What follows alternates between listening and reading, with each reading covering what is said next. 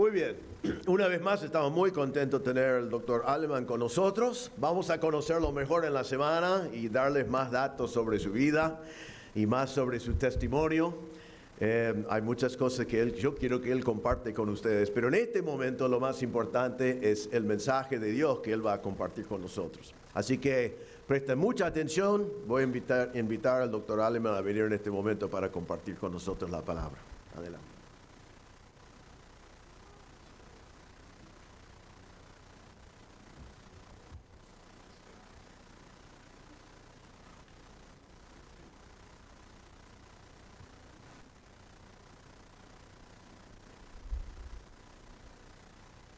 Bueno, esta noche me gustaría dirigir toda nuestra atención a un versículo, o tal vez uno de los versículos más importantes de toda la Biblia, que incluye, según Martín Lutero, el artículo fundamental del cual han surgido todas las demás doctrinas. Este es un versículo fundamental de la Biblia. Contiene el artículo, el principio fundamental del cual han surgido, han salido todas las demás doctrinas. Lutero decía que este versículo engendra, este versículo alimenta, este versículo construye, este versículo mantiene, defiende la iglesia de Dios. Este versículo la defiende. Y sin él, dice Lutero, la iglesia de Dios no puede existir ni por una hora. Juan Calvino, quien sucedió a Lutero en los inicios de la Reforma Protestante, afirmó algo similar. Calvino decía, aquí en este versículo se encuentra la bisagra principal donde gira la religión. Y por religión él quería decir el cristianismo. Aquí encontramos la bisagra principal donde gira todo el cristianismo. Más de un siglo después vino Thomas Watson y se señaló algo similar a lo que habían dicho Calvino y Lutero. Él dijo, todo lo que este versículo enseña es la bisagra, es el pilar del cristianismo. Él dice, cometer un error en este tema es muy peligroso. Es similar a un defecto en un cimiento. Es el artículo fundamental, la bisagra principal donde gira el cristianismo. Y si cometes un error en este versículo, cometes un error similar al tener un problema en el fundamento, en el cimiento de tu cristianismo. Y esto sigue siendo tan cierto hoy como lo era en aquel entonces, en aquella época. No hay quizás otro versículo en la Biblia que exprese de manera tan clara y tan concisa el Evangelio de Cristo que 2 Corintios capítulo 5, versículo 21. 2 Corintios capítulo 5, versículo 21. Y ese es el versículo al cual quiero que abran sus Biblias, si las tienen con ustedes esta noche. 2 Corintios, capítulo 5, versículo 21. El apóstol Pablo dice lo siguiente: al que no conoció pecado, por nosotros lo hizo pecado, para que nosotros fuésemos hechos justicia de Dios en él. Al que no conoció pecado, por nosotros lo hizo pecado, para que nosotros fuésemos hechos justicia de Dios en él. Todo lo que necesitamos saber sobre cómo es posible estar bien con Dios se encuentra resumido en este versículo. En este versículo que tan solo tiene 15 palabras en el idioma original, tan solo 15 palabras en griego. Esta es la versión de Pablo del Juan 3:16 del Nuevo Testamento. Por esta razón, Charles Haddon Spurgeon, el príncipe de los predicadores, llegó a llamar el 2 Corintios 5:21 el corazón del Evangelio. El corazón del Evangelio. Tal vez no hay otro versículo más importante que este en toda la Biblia, el corazón del Evangelio. Esto quiere decir que si nosotros entendemos este versículo, si tú entiendes este versículo hoy, entonces entiendes todo el Evangelio. Pero lo contrario también es cierto. Si tú ignoras este versículo hoy, si tú tan solo ignoras una parte de este versículo, habrás condenado tu alma. Podemos equivocarnos en muchas doctrinas y aún así ir al cielo. Pero no podemos descuidar nunca este versículo que condensa el Evangelio de Cristo de manera tan clara y tan concisa, como ningún otro versículo en la Biblia. No hay otro cimiento, hermanos, para la iglesia más importante que 2 Corintios 5:21. Es el pilar de nuestra salvación, es el eje de todo nuestro mensaje. Es la bisagra principal donde gira absolutamente todo lo que somos y todo lo que hacemos. Y no se dejen engañar por la magnitud o por el tamaño de este versículo. Tan solo 15 palabras en griego. No se dejen engañar por eso, porque así como hay grandes puertas que giran sobre pequeñas bisagras, 2 Corintios 5:21 articula la verdad más gloriosa, más hermosa de toda la Biblia, el Evangelio de Jesucristo. De modo que si este versículo es tan importante para nosotros, si este versículo es la bisagra principal donde gira todo el cristianismo, donde gira nuestro mensaje, entonces merece toda nuestra atención, ¿no es así? Merece un estudio cuidadoso, una atención completa de lo que quiere decir. Estamos ante la presencia de lo que es considerado por muchos el gran intercambio de Dios. Y ese es el título de mi mensaje esta noche, el gran intercambio de Dios. Y 2 Corintios 5:21 nos hace 3 afirmaciones fundamentales del Evangelio de Cristo que tú y yo no podemos ignorar. 3 afirmaciones fundamentales, esenciales, que tú y yo no podemos ignorar. Seas creyente o no conozcas a Cristo. Si tú eres creyente, este versículo es para ti. Este versículo es para ti. Si has caminado por Cristo más de 10, 15 años, si has tenido una rica relación con Él, este versículo es para ti. Porque te recordará por qué amas a Cristo. Y si tú no eres creyente, este versículo es para ti. Y si tú estás aquí, es por providencia divina. Es por cita divina. Dios te trajo aquí, sepas tú o no lo sepas esto, Dios te trajo aquí para que escuches la verdad más gloriosa que existe sobre la faz de la tierra. 2 Corintios 5:21. Al que no conoció pecado por nosotros, lo hizo pecado, para que nosotros fuésemos hechos justicia de Dios en Él. Oremos al Señor. Querido Padre, te damos gracias por este maravilloso versículo que condensa, que resume, que articula, que explica la verdad más gloriosa que existe sobre la faz de la tierra, el Evangelio de Jesucristo. Padre, tú conoces los corazones de los que están aquí presentes hoy. Tú conoces las intenciones de nuestros corazones. Padre, y tú conoces a aquellos que disfrutan de una relación rica contigo y aquellos que todavía están en una condición hostil de enemistad contra ti. Padre, ruego que tu Espíritu pueda actuar en nuestros corazones esta noche. Que pueda dar vida espiritual a aquel que todavía está muerto en delitos y pecados. Que pueda liberar al cautivo. Y que también pueda fortalecer la fe de aquellos que te aman por sobre todas las cosas. Cosas materiales e inmateriales. Para ellos, tú eres el gran tesoro, Padre. Y queremos como iglesia recordar, exaltar tu nombre ante esta verdad tan maravillosa del Evangelio. Padre, prepara nuestro corazón. Que tu palabra pueda encontrar un terreno, Señor, en donde crezca y produzca fruto tu palabra. Donde dé arrepentimiento a aquellos que lo necesitan. Y aumente la fe de aquellos que ya te conocen. Padre, habla en nuestros corazones esta noche. Lo pedimos como mendigos delante de ti, en el nombre de Cristo Jesús. Amén. Amén. El gran intercambio. 2 Corintios 5:21. Lo primero que Pablo afirma, si están tomando notas, lo primero que Pablo afirma aquí es la iniciativa del Salvador. Y quiero que vean eso, la iniciativa del Salvador. Noten. El versículo 21 de 2 Corintios 5 dice, al que no conoció pecado, ¿por nosotros qué? Por nosotros lo hizo pecado.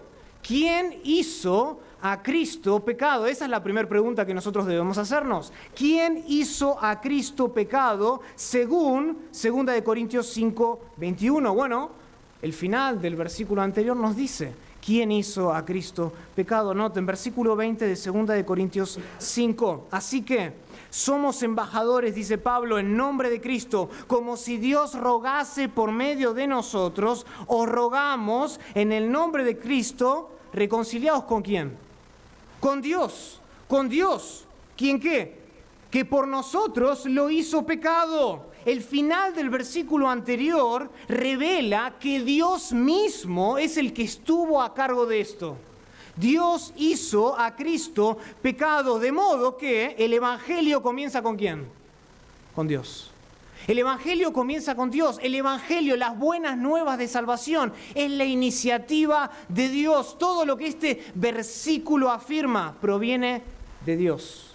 Proviene de Dios. Porque la salvación es el plan nada más y nada menos que de Dios. Eso es lo primero que nos dice este versículo, la iniciativa del Salvador. Dios hizo pecado a Cristo. Es la iniciativa de Él. No pudo haber comenzado con nosotros la buena nueva. El plan de salvación no pudo y no puede comenzar en el hombre porque nadie puede reconciliarse con Dios por su propio mérito, por sus propios esfuerzos, por su propia religiosidad. Nadie puede hacerlo. Noten, ¿cómo sabemos eso? El contexto mismo nos lo dice, versículo 19. Que Dios estaba en Cristo reconciliando consigo al mundo. Noten que Dios es el que está a cargo de la reconciliación, no el hombre. Dios es el que reconcilia, Dios es el que salva, Dios es el que inicia, el arquitecto del plan de la salvación, de las buenas nuevas. La Biblia afirma en otros lados que desde nuestro nacimiento nosotros estamos muertos en delitos y pecados. Efesios capítulo 2, versículo 1. Desde nuestro nacimiento. Nosotros nacemos con hostilidad ante Dios. Todos nuestros designios son enemistad contra Dios. Eso lo dice Romanos capítulo 8, versículo 7. Más adelante, en ese mismo capítulo, Pablo dice que nosotros no podemos sujetarnos a la ley de Dios, ni mucho menos queremos agradar a Dios. No podemos y no queremos, porque para nosotros todo lo que es de carácter espiritual, todo lo que es de índole espiritual es simplemente locura. Para aquel que no conoce a Dios, las cosas de Dios son locura. Noten en sus Biblias, Primera de Corintios. Primera de Corintios.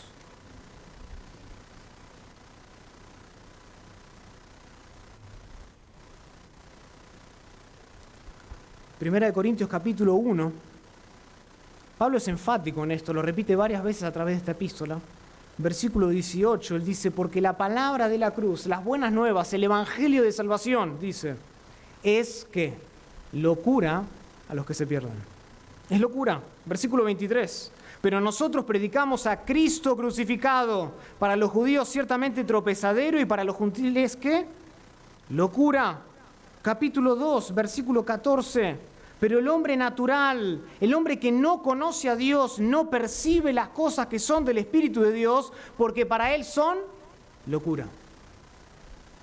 Para el hombre natural, las cosas de carácter espiritual son simplemente locura. No tienen ningún sentido en su mente, en su condición natural. No las puede entender. El hombre que no ama a Dios rechaza a Dios porque no lo entiende ni siquiera lo desea realmente. No lo desea. Romanos capítulo 3 dice que no hay justo ni aún uno. No hay quien busque a Dios, dice Romanos 3. No hay quien le entienda. No hay quien lo busque, no hay quien lo ame, no hay quien lo entienda, porque estamos enemistados con Dios desde el momento de nuestro nacimiento. Por esa razón, Pablo, en Efesios capítulo 2, versículo 3, dice que todos somos por naturaleza, en nuestra condición desde que nacemos, natural, somos hijos de ira. Somos hijos de ira. Es decir, nosotros somos el objeto del justo juicio condenatorio de Dios desde el momento que somos concebidos en el vientre de nuestra madre. Desde ese momento somos el objeto del justo juicio condenatorio de Dios. Salmo capítulo 51, versículo 5 habla acerca de eso. desde el vientre de mi madre. Desde ese momento somos el objeto del justo juicio de Dios. O sea, todo esto apunta a la realidad y todo esto apunta más allá que la realidad. Esto apunta a la necesidad de que solo Dios puede ejecutar el plan de salvación. Solo Dios puede idear este plan. Él es el arquitecto, Él es el fundador, Él es el que inicia el plan. No nosotros. Nosotros no le buscamos naturalmente. ¿Saben dónde queda esto perfectamente ilustrado? En Isaías capítulo 59. Acompáñenme ahí por un momento. Isaías capítulo 59.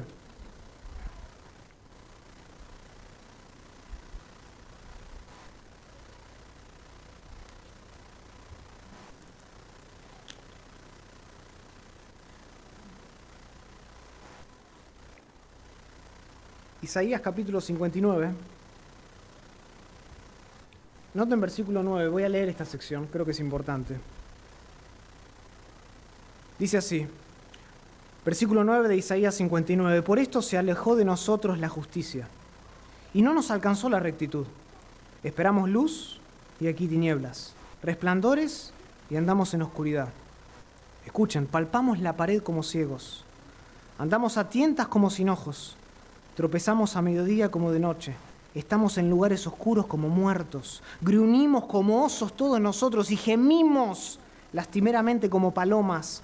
Esperamos justicia y no la hay. Salvación y la salvación se alejó de nosotros, porque nuestras rebeliones se han multiplicado delante de ti y nuestros pecados han atestiguado contra nosotros, porque con nosotros están nuestras iniquidades y conocemos nuestros pecados, el prevaricar y mentir contra Jehová, el apartarse de en pos de nuestro Dios, el hablar calumnia y rebelión, concebir y proferir de corazón palabras de mentira. Y el derecho se retiró, la justicia se puso lejos, porque la verdad tropezó en la plaza y la equidad no pudo venir, no estaba por ningún lugar. La verdad fue detenida, el que se apartó del mal fue puesto en prisión. Y lo vio Jehová y desagradó a sus ojos, porque pereció el derecho, pereció la rectitud, murió la justicia en esencia. Y vio, noten el versículo 16, y vio que no había hombre, y se maravilló Jehová que no hubiera quien se interpusiese, y lo salvó su brazo, y le afirmó su propia justicia o su misma justicia. Aquí el profeta Isaías en este pasaje describe la miserable condición de pecado que tenía el pueblo de Israel en aquella época. La miserable condición de pecado. Dice el pasaje que la depravación de este pueblo era tan pero tan grande que no había nadie que se pudiese interponer entre ellos y Dios. Versículo 16. No había un hombre que pudiese interponerse entre el pueblo y su pecado y Dios y su santidad. De modo que dice el texto que Israel era totalmente incapaz de ayudarse a sí mismo. Como pueblo no podían hacerlo. La justicia había muerto, la rectitud no estaba en la plaza, no se podía hallar por ningún lado. Dice el texto en el versículo 16 que solo Dios podía salvarlos con su brazo, con su propio brazo. Y de la misma manera, ¿saben lo que esto es, hermanos? Nosotros. Así somos nosotros en nuestra condición natural. Nosotros no podemos salvarnos a nosotros mismos de nuestro propio pecado. Así como lo era cierto en el pueblo de Israel en aquella época, lo sigue siendo cierto hoy con nosotros, con el resto de la humanidad. Nadie puede salvarse a sí mismo. Andamos a tientas como sin ojos. Vivimos en lugares oscuros como muertos, hasta que Dios viene y Él mismo resplandece en nuestros corazones para iluminación del conocimiento de la gloria de Cristo. Dios mismo tiene que venir e infundir vida en el hombre muerto espiritual. Dios es el que tiene que acercar su justicia en la faz de Jesucristo, porque nosotros no podemos alcanzarla. Todo esto quiere decir, otra vez, lo mismo que afirma Pablo en 2 de Corintios 5:21. El autor de la salvación es Dios y nada más que Dios. Nadie más que Dios. Ahora, esto tiene repercusiones increíbles. Esto tiene implicaciones gigantes. Esto quiere decir, escúchenme, que en última instancia, Cristo no fue a la cruz porque Judas lo traicionó. En última instancia, Cristo no fue a la cruz porque los líderes religiosos tramaron en su contra. En última instancia, Cristo no fue a la cruz porque Pilatos se lavó las manos contra él. Este versículo quiere decir que Dios mismo fue quien levantó la cruz y entregó voluntariamente a su Hijo para que Él mismo voluntariamente pusiera su vida por nosotros y ejecutase el plan de salvación que había ideado el Padre. Es increíble. La salvación es el plan de Dios. Hechos capítulo 2, versículo 23, Hechos capítulo 4, versículo 28, habla acerca de cómo Dios de manera premeditada había articulado providencialmente, Él había manejado todo para que fuese así, para que su Hijo fuese a la cruz del Calvario. Hermanos, el Evangelio, las buenas nuevas de salvación, para que tú puedas estar bien con Dios, el Evangelio, eso es obra absoluta de Dios. No comienza en el hombre. Nunca comenzará en el hombre. No puede comenzar en el hombre. Es obra absoluta de Dios. ¿Quién hizo a Cristo pecado? Dios. Dios fue. Dios hizo a Cristo pecado. Fue su voluntad. Fue su voluntad quebrantar al Hijo. Sujetándole, dice Isaías capítulo 53, 10, a padecimiento. El Padre sujetó al Hijo a padecimiento. Él literalmente se complació en aplastar a su propio Hijo. ¿Entienden eso? Dios Padre se complació en aplastar a su propio Hijo por nosotros. Sí, aquel mismo Hijo que nunca se opuso al plan de Dios. Aquel mismo Hijo de quien el Padre muchas veces declaró: este es mi Hijo amado en quien tengo ¿qué? Complacencia. Aquel Hijo fue inmolado por nuestros pecados. Fue crucificado por nuestros pecados. Ahora, ¿por qué? Y surge la pregunta, ¿por qué Dios se complacería en quebrantar al deleite de su corazón?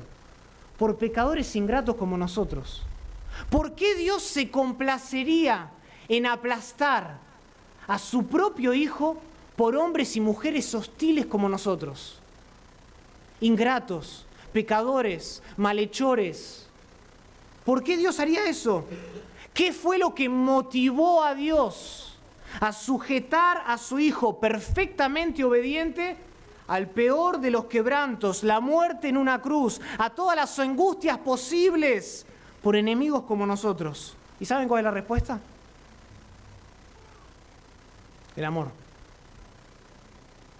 El amor.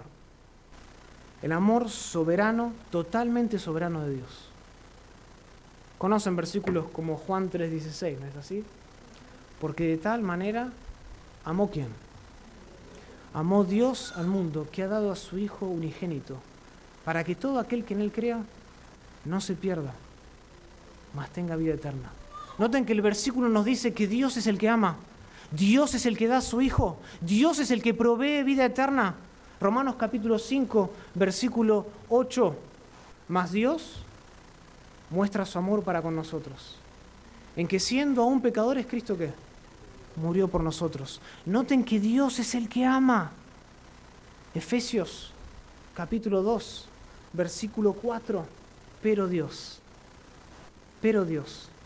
Después de describir Pablo que estamos muertos en delitos y pecados desde que morimos, dice: pero Dios, que es rico en misericordia, por su grande amor con el cual nos amó, nos dio vida juntamente con Cristo. Dios es el que ama. Dios es el que da a su Hijo, entrega a su Hijo. Dios es el que da vida eterna. Solo Dios puede hacerlo. Él es el arquitecto de la salvación. Fue el amor de Dios. Dios nos amó en base a la libertad que le es propia de Él, a su propio beneplácito, a su propia voluntad soberana, no porque de alguna manera Él previó lo que nosotros podríamos hacer o llegar a contestar. Él nos amó porque quiso, porque eso le traía gloria. El Evangelio revela esta gloriosa verdad, que la iniciativa del Salvador, solo Dios podía diseñar algo tan hermoso como el Evangelio. Solo Dios sabía cómo hacer para que nosotros, que merecíamos el infierno, fuésemos hechos aptos para la vida eterna. Solo Dios concibió este plan de salvación incluso mucho tiempo antes de la fundación del mundo, dice la Biblia. No olvides esto. Nunca lo olvides. Atesora esto. Dios es el alfa y el omega del Evangelio. Él es el principio y Él es el fin. Y la gloria siempre será dada a Dios porque comienza con Él y termina con Él. Y si alguno es salvo solamente por la gracia de Dios, por la iniciativa de un Salvador que ama según su propio beneplácito, según su propio placer, no por lo que tú y yo podíamos hacer, solo por lo que Él es capaz de hacer. Esa es la primera realidad, la iniciativa del Salvador. Pero quiero que vean otra verdad fundamental de 2 de Corintios capítulo 21, otra verdad fundamental, esencial del Evangelio, y es la impecabilidad del sustituto. Quiero que vean la impecabilidad del sustituto. Dice el texto, noten cómo comienza: al que no conoció pecado, por nosotros Dios lo hizo pecado. Al que no conoció pecado, así comienza el texto. Pablo aquí enseña que Cristo nunca experimentó personalmente lo que significa pecar ni lo que significa ser un pecador. Increíble. Cristo nunca experimentó eso. Y esto concuerda con el testimonio mismo de Jesús, que en Juan capítulo 8, versículo 46, Él reta a sus adversarios, a aquellos que le estaban persiguiendo, que eran piedras de tropiezo, y les pregunta la siguiente. Él les dice: ¿quién de vosotros me redarguye de pecado? Dice Jesús. Y la respuesta es una respuesta que no necesita realmente ser respondida. ¿Quién de vosotros me redarguye de pecado? Nadie. Nadie. El verbo ahí, redarguir, significa no solo acusar, pero también comprobar la acusación. Muchos lo acusaron, pero nadie era capaz de comprobar la acusación.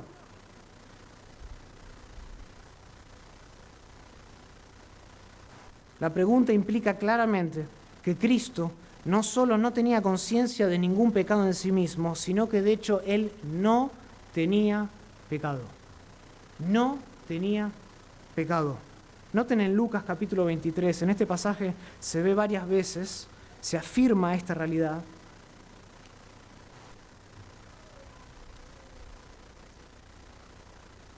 Lucas capítulo 23. Acá vemos a Jesús ante Pilato, versículo 4. Y Pilato dijo a los principales sacerdotes y a la gente: ningún delito hallo en este hombre. Ningún delito. Salten al versículo 14. Pilato de nuevo les dijo: me habéis presentado a este como un hombre que perturba al pueblo, pero habiéndole interrogado yo delante de vosotros, no he hallado en este hombre delito alguno de aquellos de que le acusáis. No puedo comprobarlo, es la idea. Versículo 22. Otra vez, noten, el pasaje es enfático. Pilato les dijo por tercera vez: pues, ¿qué mal ha hecho este hombre? Ningún delito digno de muerte he hallado en él, le castigaré pues y le soltaré. Mismo capítulo más adelante, versículo 41. Acá uno de los que estaba colgando al lado de Jesús dice: nosotros a la verdad justamente padecemos, porque recibimos lo que merecieron nuestros hechos. Mas este, hablando de Jesús, ¿qué dice el texto? Ningún mal hizo. Y versículo 47, el centurión, noten esto. Cuando el centurión vio lo que había acontecido, dio gloria a Dios diciendo: verdaderamente este hombre era justo. Era justo. Ningún delito había cometido. Ningún delito. Nadie lo podía redarguir de pecado. Pilato decía eso, el que colgaba al lado de la cruz decía eso, el centurión decía eso, Cristo mismo defendía su propia impecabilidad. Pero ¿saben también quién lo confirmaba esto? Los mismos apóstoles que estaban alrededor de él. La ausencia de pecado también fue confirmada por los apóstoles, quienes observaron atentamente toda su vida más que cualquier otra persona en la tierra. Estuvieron cerca de él, años. Noten, en su primera epístola, Pedro, en el versículo 22 del capítulo 2, declara que nuestro Señor no hizo pecado. Nuestro Señor, dice Pedro, no hizo pecado ni se halló engaño en su boca, citando Isaías capítulo 53. Juan, otro de aquellos que estuvo cerca de Jesús, testifica lo mismo en 1 de Juan capítulo 3, versículo 5. Él dice, y sabéis que Cristo apareció para quitar nuestros pecados y no hay pecado en él.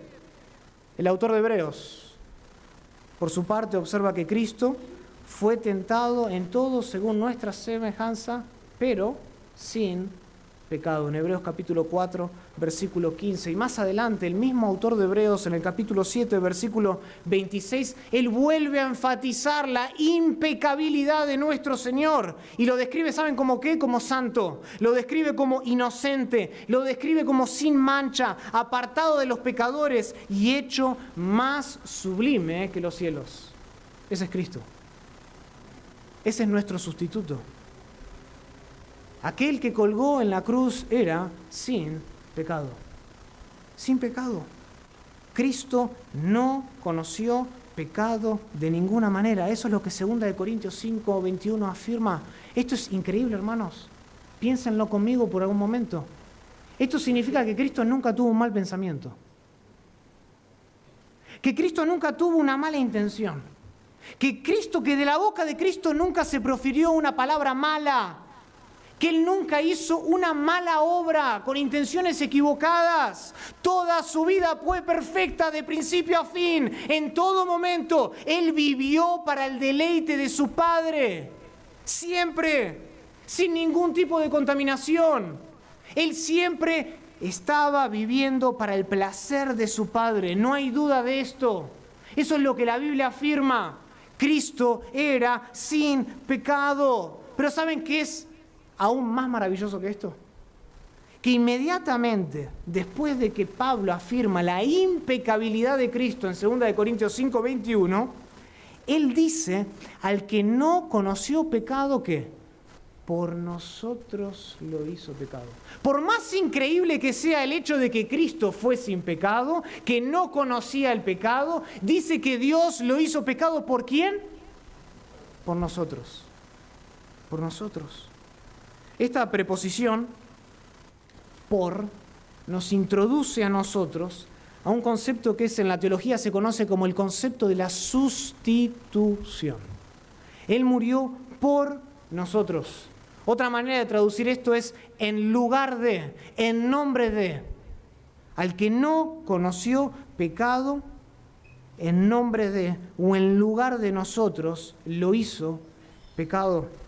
Este concepto de la sustitución, de que alguien muere en lugar de otro, ya lo vemos en este mismo capítulo de 2 Corintios capítulo 5. Esta no es una idea rara de Pablo. Noten, por ejemplo, en 2 Corintios capítulo 5, versículo 14, dice Pablo, porque el amor de Dios nos constriñe, pensando esto, que si uno murió por todos, luego todos murieron. Noten ahí la misma preposición, el mismo concepto, uno muriendo en lugar de todos. Versículo 20. Así que somos embajadores en nombre de Cristo, como si Dios rogase por medio de nosotros. Os rogamos en nombre de Cristo, reconciliaos con Dios. En el lugar de Cristo, reconciliaos con Dios. Este no es un concepto foráneo, extraño de Pablo. Es el concepto de la sustitución. Y como lo vamos a ver en unos momentos, ya esto se venía anunciando desde el Antiguo Testamento. Que iba a venir un sustituto, que alguien iba a morir por el pueblo, que alguien iba a ocupar el lugar del pueblo. Ahora, ciertamente vemos aquí, en 2 Corintios 5, 21, que Cristo nunca experimentó personalmente lo que era pecar, ni lo que significa ser un pecador durante su ministerio en la tierra. Él nunca lo experimentó. Pero Pablo, aquí, en este mismo versículo, también afirma una verdad gloriosa. Él afirma que Cristo además fue nuestro sustituto sin pecado en la cruz. Increíble realidad. Cristo no solo vivió en la tierra sin pecado, sino que incluso en la cruz, Él fue nuestro sustituto sin pecado. Esto quiere decir que cuando nuestro Señor subió a la cruz, Él no fue hecho pecador ni recibió castigo por algún pecado propio. En su lugar, Dios Padre trata a Jesucristo como si fuera pecador, al contarle nuestra culpa como la suya. Increíble. Increíble realidad. De modo que todos nuestros pecados recayeron contra Cristo como que si Él los hubiera convertido y recibió el castigo en esa cruz que nosotros merecíamos. En ese sentido, su obra fue plenamente sustitutiva y completamente excluyente. Noten que el texto dice que Dios lo hizo pecado ¿por quiénes? Por nosotros. Dice que no lo hizo pecado por el mundo. Por nosotros. Dios lo hizo pecado por nosotros. Fue plenamente sustituyente. Cristo se convirtió en maldición para redimirnos de nuestro pecado, de todos nuestros pecados, pasado, presente y futuro. Eso quiere decir que toda nuestra incredulidad, todo nuestro egoísmo, toda nuestra rebelión, toda nuestra desobediencia, nuestras ambiciones impuras, toda nuestra idolatría, nuestra lujuria, nuestro engaño, nuestro odio, nuestra envidia, todo eso y mucho más recayó sobre nuestro Señor como si realmente Él los hubiera convertido y Él tomó el trago amargo de la ira de Dios por nosotros.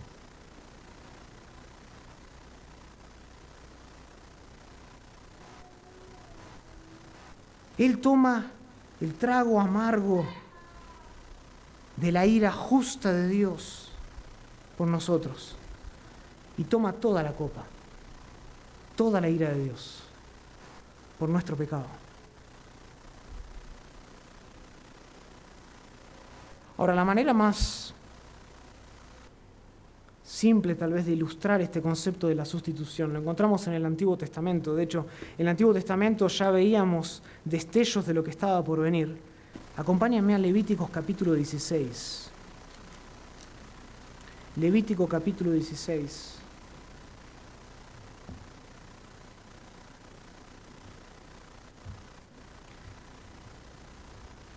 Levítico capítulo 16, vemos claramente este concepto de la sustitución.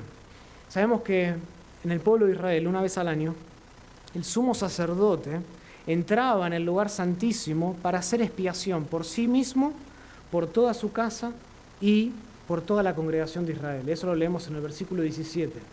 Él entraba ahí para hacer expiación por sí mismo, por su casa y por toda la congregación de Israel. Ese día, que comúnmente se conoce como el día de la expiación, el sumo sacerdote debía ofrecer 2 machos cabríos de 2 maneras distintas. Noten, versículo 5, dice Levítico 16, y de la congregación de los hijos de Israel tomará el sumo sacerdote 2 machos cabríos para expiación. Salten al versículo 7. Después tomará los 2 machos cabríos y los presentará delante de Jehová a la puerta del tabernáculo de reunión, y echará suertes a Aarón sobre los 2 machos cabríos, una suerte por Jehová y otra suerte por Azazel. Y hará traer a Aarón el macho cabrío sobre el cual cayere la suerte de Jehová o por Jehová, y lo ofrecerá en expiación.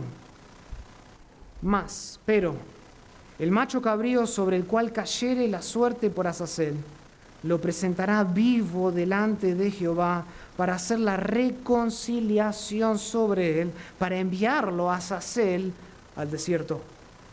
Noten entonces, ese día el sumo sacerdote tenía que hacer 2 tipos de expiación o ofrecer los 2 machos cabríos de 2 maneras distintas. Uno, dice el texto, que debía ser sacrificado, debía ser matado y su sangre debía ser rociada en el propiciatorio o delante del lugar del propiciatorio. Eso lo leemos en el versículo 15. Pero el otro macho cabrío debía mantenerse con vida. Debía mantenerse con vida para ser enviado lejos de la presencia de Dios en el desierto, porque dice el versículo 21 que sobre ese macho cabrío estaba todas las iniquidades de los hijos de Israel, todas sus rebeliones y todos sus pecados. Noten el énfasis, están todos, no algunos. Todas sus iniquidades, todas sus rebeliones, todos sus pecados se imponían sobre ese macho cabrío y después era enviado lejos al desierto, muy lejos de la presencia de Dios. Pero antes de enviarlo al desierto vivo, ¿saben lo que pasaba? Venía el sumo sacerdote y colocaba sus dos manos sobre el macho cabrío con vida, sus dos manos sobre la cabeza de ese macho cabrío, para colocarle simbólicamente sobre él todas las iniquidades del pueblo. Antes de enviarlo vivo al desierto, el sumo sacerdote venía y colocaba, ponía sobre ese macho cabrío vivo todas las iniquidades del pueblo de manera simbólica. De modo que ese macho cabrío, ese animal, sustituía a Israel, se colocaba en el lugar de Israel y recibía el castigo de ellos en el desierto. Era por un lado un animal puro y por el otro lado también era legalmente culpable delante de Dios, porque tenía sobre él las iniquidades del pueblo de Israel. Hermanos, esto es lo que sucedió con Cristo. Esto es lo que sucedió con Cristo. Dios lo hizo pecado al colocar sobre él todos nuestros pecados. No es que Cristo se hizo malo como nosotros. No es eso. Al morir en la cruz, nuestro Señor fue, y esto es glorioso, fue por un lado completamente santo y por el otro legalmente culpable. Completamente santo por un lado, sin iniquidad en él, sin mancha, y por el otro lado legalmente culpable, en un sentido extremadamente real. Extremadamente real. Isaías capítulo 53 habla y describe la realidad de lo que aconteció en la cruz. Dice, ciertamente llevó Él nuestras enfermedades, Él las llevó, Él sufrió nuestros dolores, nosotros le tuvimos por azotado, por herido de Dios y abatido, mas Él herido fue por nuestras rebeliones, molido por nuestros pecados, el castigo de nuestra paz fue sobre Él y por su llaga fuimos nosotros curados. Todos nosotros nos descarriamos como ovejas. Cada cual se apartó por su camino, mas Jehová cargó sobre él el pecado de todos nosotros. Esta no fue una transacción imaginaria. No fue un juego de Monopoly, una transacción imaginaria. Esto fue real. Dios colocó sobre él nuestros pecados y lo trató como legalmente pecador, culpable. En este consiste la impecabilidad del sustituto que tú debes entender. Tú y yo debemos entender esta realidad. Cristo era el único que podía llevar nuestros pecados en aquella cruz. El único. El único. De lo contrario, Cristo hubiese sufrido por sus propios pecados en la cruz. Cristo hubiese morido por sus propios pecados. Y entiende esto, no hay nadie aquí y no hay nadie en el mundo entero que pueda tener salvación aparte de Cristo. No hay nadie aquí, no hay nadie en el mundo entero que pueda tener salvación aparte de Cristo. Él es el camino al Padre, el único camino al Padre. No hay muchas opciones. Hay un solo camino al Padre y es a través de un sustituto perfecto que es Cristo Jesús. Porque solamente Cristo estaba calificado para llevar tu pecado. Solamente estaba Cristo calificado para llevar nuestros pecados. Solo Cristo. Y nuestros pecados están en nosotros o están en Cristo. Pero no están en ningún otro lugar. No están en el purgatorio, no están en ningún otro lugar. O los pecados tuyos están sobre tu cabeza o están sobre Cristo. ¿Entiendes esa realidad?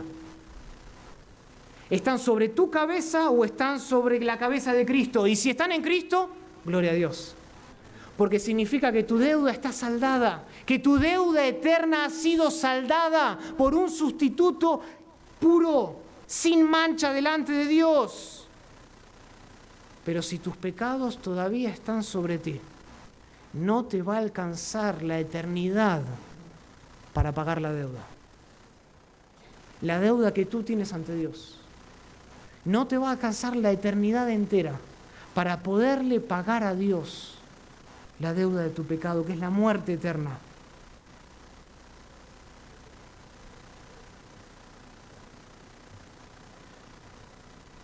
Por último, Pablo describe una última realidad. Vimos la iniciativa del Salvador, vimos la impecabilidad del sustituto. Por último, quiero que veamos algo más, y es la imputación de los santos. La imputación de los santos, esta verdad que se describe en el Evangelio de Cristo en 2 Corintios capítulo 5, versículo 21. La palabra imputar es un acto declarativo, declarar algo, contar algo, acreditar algo, reconocer algo, eso es imputar. La declaración, el reconocimiento, la acreditación de los santos. Dice el texto, al que no conoció pecado, por nosotros lo hizo pecado. Noten la segunda mitad. Para que nosotros fuésemos hechos justicia de Dios en Él. Por más glorioso que sea el hecho de que Cristo llevó nuestro castigo, todo el castigo de nuestros pecados en la cruz, esto es tan solo la mitad del gran intercambio, hermanos. Esto es tan solo la mitad del intercambio. Lo que hace que este intercambio que sucedió en la cruz sea tan, pero tan glorioso, el gran intercambio, el mejor del intercambio, es que ahora, como dice Pablo en Filipenses capítulo 3, versículo 9, nosotros somos hallados en Cristo, no teniendo nuestra propia justicia, que es por la ley, sino, dice él, la que es por la fe de Cristo, la justicia que es de Dios por la fe. Esto es lo que afirma la segunda parte de 2 Corintios 5:21. Dice el texto, para que nosotros fuésemos hechos justicia de Dios en Él. Esa palabra, esa expresión, ¿para qué? Indica el propósito, explica la otra mitad del intercambio. La otra mitad, Cristo no solo se convirtió en pecado, en nuestro sustituto, al ocupar nuestro lugar, sino que además Él nos atribuye a nosotros, nos acredita a nuestra cuenta la misma justicia divina para que nosotros fuésemos hechos justos delante de Dios. Ese es el intercambio. Ese es el intercambio. Esto es algo que simplemente nosotros no podemos pasar por alto, no podemos perder de vista. Antiguamente, por ejemplo, era muy común decir y enseñar que Dios considera a los cristianos como que si nunca hubieran pecado en virtud de la obra de Cristo en la cruz. Pero esa definición es incorrecta, es inadecuada, está incompleta. Eso es solo una parte del intercambio. Porque la salvación no es meramente un asunto de inocencia, del perdón de pecados. De hecho, déjenme decirles esto, si el único beneficio que nosotros recibimos en la redención es el perdón de pecados, entonces no seríamos salvos. ¿Por qué? Porque Dios demanda justicia más que inocencia. Dios demanda justicia para entrar al reino de los cielos más que inocencia. Ahora, no me malentiendan, el perdón de pecados es importante, claro que sí. Es una parte del gran intercambio. Por supuesto que la ausencia de pecado es importante para nuestra salvación. La Biblia dice que Dios ha apartado nuestro pecado tan lejos como está el oriente del occidente. Él echó tras sus espaldas, dice, todos nuestros pecados. Él prometió nunca recordarlos. Él los ocultó de su vista con tiniebla y Él los echó en lo profundo de la mar. Amén a esa verdad de que Dios perdona todos los pecados. Pero nosotros no somos justos delante de Dios meramente por el perdón de nuestros pecados. Para entrar en el reino de los cielos se requiere una justicia perfecta. Jesús predicó acerca de esto en el gran sermón del monte, Mateo capítulo 5, noten esto, Mateo capítulo 5, versículo 20, Jesús está predicando y dice: porque os digo que si vuestra justicia no fuere mayor que la de los escribas y los fariseos, no entraréis en el reino de los cielos. Noten que él no dice que vuestra inocencia no fuese mayor. Él dice que si vuestra justicia no fuese mayor que la de los escribas, que la de los líderes religiosos de aquel tiempo, entonces no entraréis en el reino de los cielos. Y al final de ese mismo capítulo, en el versículo 48, él dice: sed pues vosotros perfectos como vuestro Padre que está en los cielos es ¿qué? Es perfecto. Para entrar en el reino de los cielos, para obtener salvación, se requiere, Dios exige justicia perfecta. Justicia perfecta. De modo que nosotros necesitamos un sustituto que pueda hacer algo más que solo pagar nuestra deuda. Cristo hizo algo más que solo saldar la cuenta de nuestro pecado. Porque sin la provisión de justicia, el perdón de pecado nos hubiese dejado en un estado de inocencia como el que tuvo Adán antes de caer.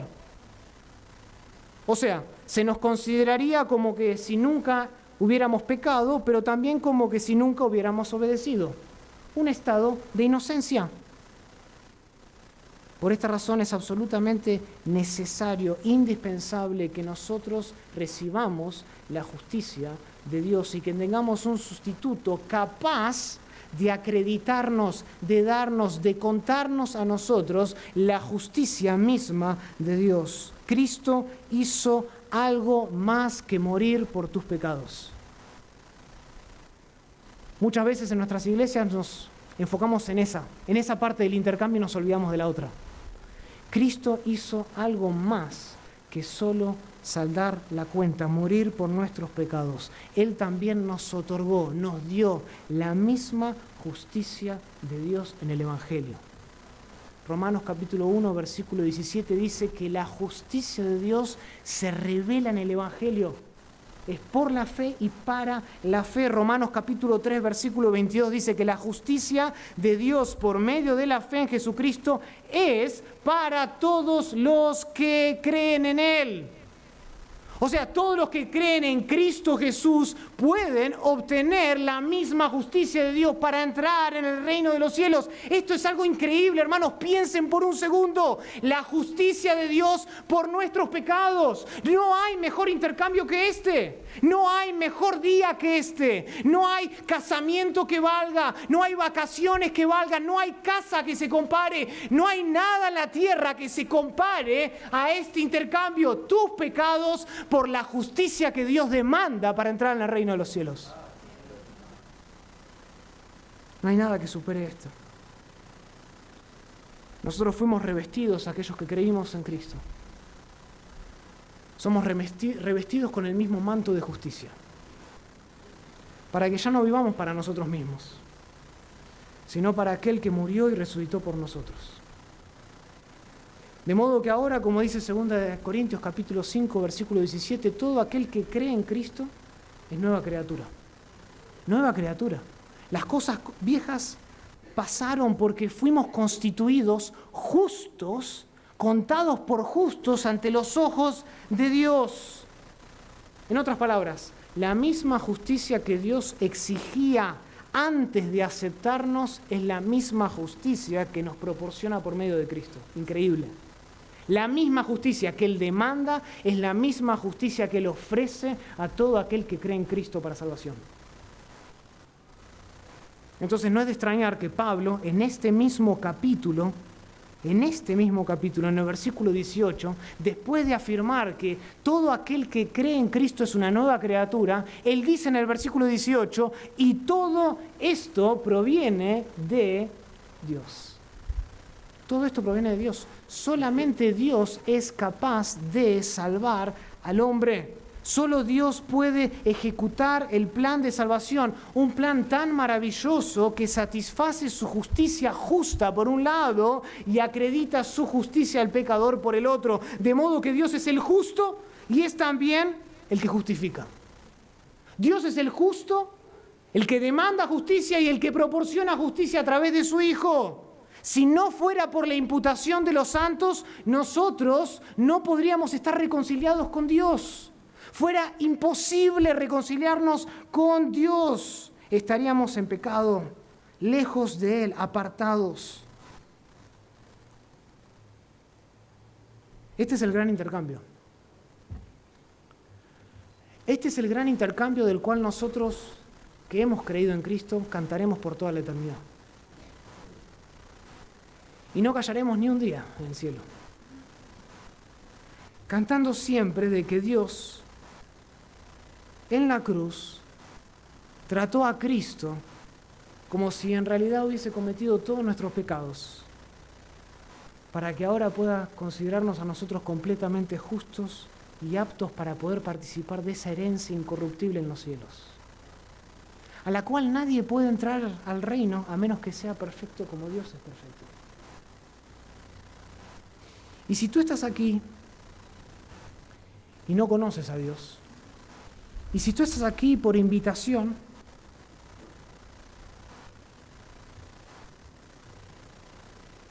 déjame pedirte que consideres dónde estás tú hoy. Si no conoces a Dios, estás en un lugar muy peligroso. Tú tienes que saldar tu cuenta. Y tus pecados están sobre tu cabeza. Y hay un juez justo. Y el día se acerca. En aquel día el juez santo te pedirá que le rindas cuenta delante de Él. Y si tú no has creído en Cristo, vivirás apartado de la presencia por Él para siempre. Para siempre. No te alcanzará la eternidad para pagar tu deuda. Estarás lejos de su amor, pero muy cerca de su ira y su furor. Y experimentarás para siempre lo que es odiar a Dios y que Dios te niegue la entrada al reino. Hoy, si estás aquí y no conoces el Evangelio, y es la primera vez que escuchas las buenas nuevas de salvación, que hay un Dios que te ama, que hay un Dios que desde la eternidad ha planeado que tú estés aquí hoy. Hoy es el día de la salvación, no es mañana. No dejes para mañana lo que puedes hacer hoy. Ven a Cristo hoy, pídele a Dios que te salve. Pídele a Dios que te salve. Confía en Cristo, que Él solamente puede ser aquel que pague tus pecados. Ámalo con todo tu corazón. Arrepiéntete de tus pecados y síguele cada día. Si tienes preguntas, acércate a alguno de los pastores, a alguno de los líderes. Acércate a mí si tienes preguntas de cómo reconciliarte con Dios. Pero este es el Evangelio, que Dios te amó de antes de la fundación del mundo y envió a un Hijo santo, sin mancha, que vivió una vida perfecta y fue considerado como que se llevó nuestros pecados para saldar nuestra cuenta y para reconciliarnos con el Padre y darnos la justicia que Dios requiere para entrar al reino de los cielos. Y si tú eres creyente y conoces a Dios, no hay mejor manera de culminar un mensaje como este y de pensar en la bondad del Evangelio de Cristo que cantando. Porque eso es lo que vamos a hacer por toda la eternidad. Cantar sobre la grandeza de un Dios que nos amó. Así que voy a invitar a que cantemos ahora.